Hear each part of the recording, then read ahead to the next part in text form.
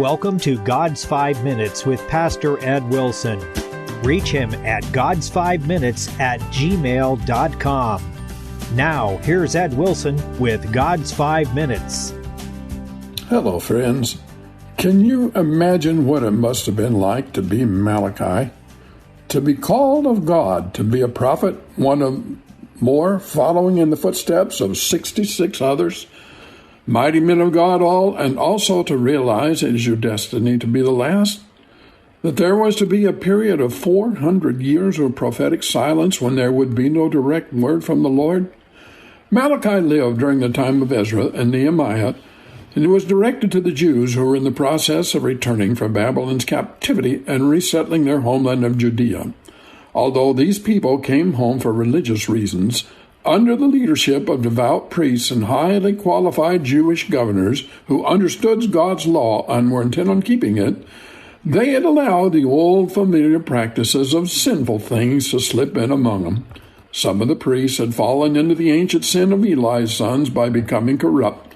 People had gradually lost their zeal for God's temple, and those who were charged with maintaining it and so rendering to God tithes and offerings had fallen off, and some of them were entering into the forbidden practice which had brought so much hurt to Jewish ancestors of marrying among the heathens. And so part of Malachi's ministry was the same as that God always gives his preachers, to cry aloud, spare not, lift up thy voice like a trumpet.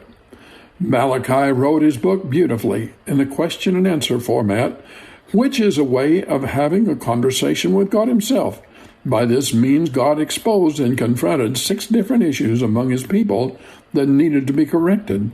The last of these is found in Malachi 3:14. Ye have said, it is vain to serve the Lord, and what profit is it that we have kept his ordinance, and that we have walked mournfully before the Lord of hosts? The Jews thought God was too slow in answering their prayers. They did not see grand miracles taking place, like when Moses parted the Red Sea, when Joshua captured Jericho, when a pillar and cloud of fire stood on the tabernacle in the wilderness. It almost seemed to them as if God were remote, for they worked long years rebuilding the temple that Solomon had built and Nebuchadnezzar had destroyed, and yet there was much to do. Each of them also had their own personal matters, same as we. Working men had to make a living, homes needed to be built, livestock cared for, fields reclaimed from years of lying fallow. It was easy to question why God did not more honor them for making the 500-mile journey from Babylon back to their own wasted and desolate land, where they stood surrounded by enemies who did not want to see them resume their worship of Jehovah.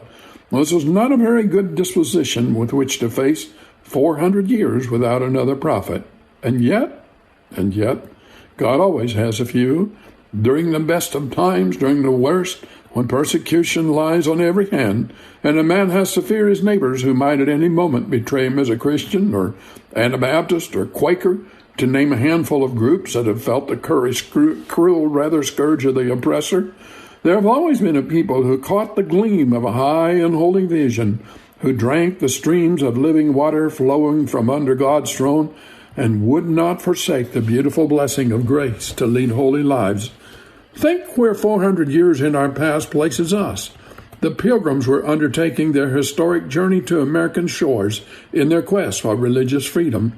Most of our country was, to newly arriving Europeans, a vast, unexplored continent. The French had only recently begun the city of Quebec. How affected are we by the morals and values those folks held? And yet, God expected his people to keep the same covenants he had made with them and their forefathers, for they were not tied to a changing culture, but to eternal laws of holiness. There are parallels in our world today. God expects us to live by the Holy Bible. Malachi wrote, Then they that feared the Lord spake often one to another, and the Lord hearkened and heard it, and a book of remembrance was written up before him that feared the Lord and that thought upon his name. Have you talked to him today? You have been listening to God's 5 Minutes with Pastor Ed Wilson. Reach him by email at godsfiveminutes@gmail.com. Tune in next time to hear more encouraging thoughts from God's Word on God's 5 Minutes with Pastor Ed Wilson.